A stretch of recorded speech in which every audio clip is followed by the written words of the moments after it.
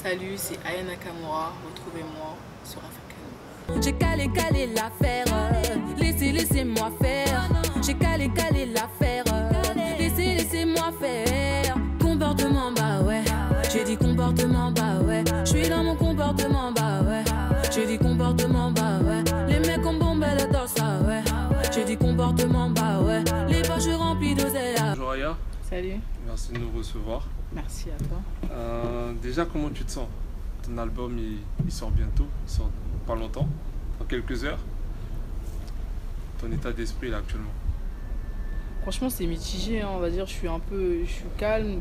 Après, j'attends plus les réactions des gens, tu vois.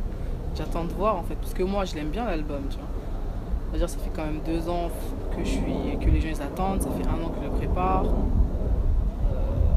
Je suis pressée, hein. J'attends de voir. On verra bien. On m'a accusé face à lui. Moi j'ai plaidé la folie. Ça tourne dans ma tête. Trop de souvenirs qui restent. Chérie, tu penses que j'oublie. Je souris mais je subis. J'en ai lundi. Parce que, on va dire, je raconte un peu ma vie. Je raconte tout en fait. Je raconte la vie de mes potes. Je raconte mon adolescence. Je parle de moi, tu vois. J'ai mon baby. Oh non. Il est craquant, il est solide. Oh non. Je n'avais pas d'idéal. Il est vraiment spécial. Mon soldat m'assumera quoi qu'il en soit. Dadju, MHD, Que Black, l'artiste et Gradure. Il n'y a pas de femme? Non.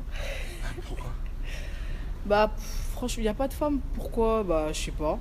Bah après tu sais, dans le milieu de la musique, il n'y a pas beaucoup de femmes, hein, tu vois. Moi, comme je dis toujours, j'ai fait des feats au feeling. Ça veut dire, moi, ces artistes-là, je les vois souvent.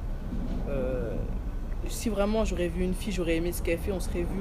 Peut-être qu'on aurait vu on aurait fait un feat, tu vois. Mais j'ai pas eu l'occasion de le faire. M'abandonne. Trop d'excuses, rien que tu m'étonnes. On se prend la tête, pourquoi tu déconnes? Je peux plus te supporter. Tout ça doit s'arrêter. Nalingi, oh, je suis piqué. N'écoute pas Léonie. Nalingi, oh, tu le sais. C'est mon seul alibi. Nalingi, oh, tu piqué. N'écoute pas Léonie. Nalingi, oh, tu le sais. C'est mon seul alibi.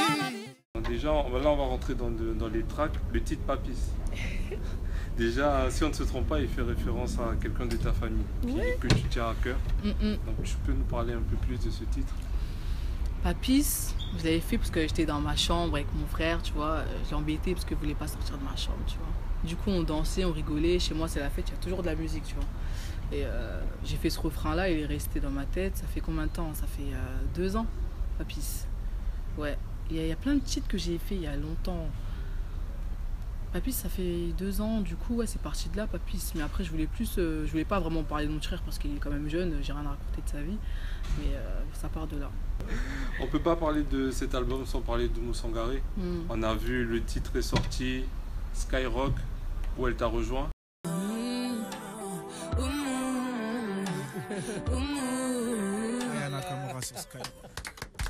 À l'instant, en live, le morceau Oumou Sangaré. Oh là là là là. Pendant qu'ils se prennent dans les bras. Moment il y avait de l'émotion, hein.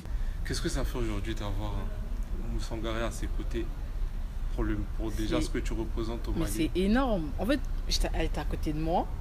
Genre, je la regardais même pas. Je sais pas si vous remarquez dans le live, j'étais intimidée pour la première fois de ma vie. Je l'avais déjà vue, tu vois. Mais on s'est pas vu assez longtemps, on n'avait pas discuté parce qu'elle avait un concert avant. Et là, je suis restée quand même 1 heure avec elle et je me suis dit, c'est un truc de ouf. Là, je suis en train de... C'est réel ou je fais un rêve en fait? C'est pas possible. Et j'étais hyper contente qu'elle soit venue, que je chante le morceau devant elle. Elle est même venue pour le clip. Je suis comme Oumou Sangaré. Je suis comme Oumou Sangaré. Je suis comme Oumou Sangaré. Je te donne. Oh, oh, oh, oh. Oh, oh, non. Oh, oh, oh. Oh, oh,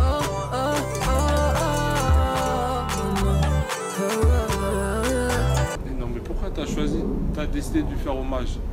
Parce que j'étais déjà vu avant. Non, mais... non, c'est jamais voilà. vu avant. Oumou Sangaré, c'est une très grande chanteuse. Ma mère qui est griotte, elle écoute tout le temps chez moi. Pour moi, c'est une grande dame. Elle fait des dons. Elle est dans tout, en fait, tu vois. Elle est dans tout. Et c'était quoi la première chose que tu lui as dit quand tu l'as vue? Non, j'ai pas parlé. Jusqu'aujourd'hui, vous n'avez pas eu une conversation? Ah non, la première fois, quand je l'ai vue, elle m'a directement pris dans ses bras, tu vois. Elle était super contente. Moi, ce que j'ai ressenti, j'ai vu qu'elle était touchée, tu vois.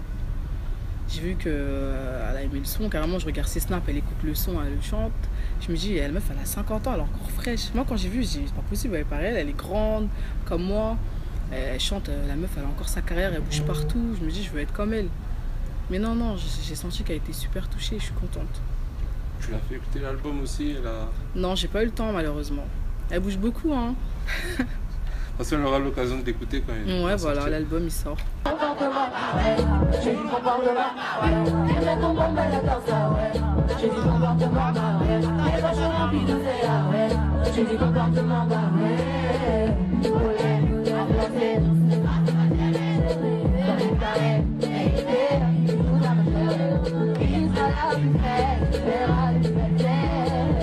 Concert à Bamako, première fois pour toi, je suppose. Ouais. Qu'est-ce que tu as ressenti quand tu t'es retrouvé devant ton public du Mali? Fierté, stress? Après, franchement, moi j'ai du mal à dire mon public, tu vois. Moi, les Maliens, je les vois comme mes frères. C'est comme si c'était ma famille. Je suis née là-bas, je suis partie très vite, mais je suis née là-bas. Ça veut dire tu chantes devant près de 30 000 personnes, devant ta famille. Ma mère, elle vit avec moi, mais elle m'a jamais vue chanter sur scène, tu vois. Elle est venue, comme par hasard, elle était en vacances, je suis venue au Mali. Elle m'a vu chanter pour la première fois, elle était choquée. En plus, devant toute ma famille, devant mes tantes, cousins, grand-mère, grand-père. J'étais en mode, ah ouais. Et là, elle était super fière parce que ma mère, elle m'avait jamais entendu chanter pour de vrai. Ça veut dire que pour moi, c'est bon, quoi. J'ai prouvé à ma mère que je pouvais le faire. Là, à la vue de ses propres yeux, elle peut être contente. Là, elle m'appelle, elle me dit, elle est encore au Mali, elle me dit, oh regarde, je sais pas quoi. Là, elle peut encore être fière de moi, parler de moi et montrer à tout le monde ce que je fais. On va finir par un petit jeu. Mm-hmm. Pour voir si tu as de la mémoire un peu. Qu'est-ce que, quand je te parle d'Aulnay-sous-Bois, qu'est-ce que ça t'évoque? Ma jeunesse. C'est-à-dire, ça m'évoque. tu as grandi... J'ai grandi à Aulnay depuis que je suis petite. Moi, on va dire, je suis arrivée au Mali. Enfin, je suis née au Mali. Je suis née au Mali, je suis partie tout bébé, j'avais même pas 1 an, tu vois. Ça veut dire directement, c'est comme si j'étais née là. Ça m'évoque quoi? Ça m'évoque les écoles, mes anciennes copines, ma jeunesse, quoi. Et le collège de Bussy? Ah, le commencement des bêtises. Non, l'école de Bussy, putain, c'est un truc de ouf. Ça fait longtemps. Debussy, ça me rappelle les profs que je revois. Ça me rappelle les cours, l'assiduité, ça me rappelle plein de trucs. Ouais, mon adolescence. Cours, alors. On va dire que là où on va dire. Debussy, c'est là que j'ai commencé à faire à sécher les cours, à faire des bêtises et tout. Mais non, ça me rappelle beaucoup de souvenirs, les copines, le début de l'adolescence, où tu commences à apprendre des trucs, tu vois. Tu connais pas tout, mais tu commences à apprendre des trucs. Mais non, ça me rappelle tout ça.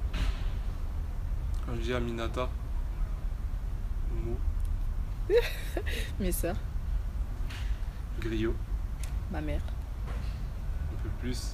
C'est-à-dire qu'elle est encore griotte aujourd'hui, ou tu l'as vue en grandissant? Ouais, je l'ai vue en grandissant. Ça veut dire que quand j'allais au mariage, au fait, quand j'étais petite, je la voyais chanter devant moi.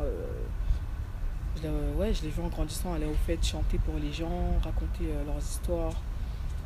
Tu vois, tu regardes tout ça, tu te dis ah ouais.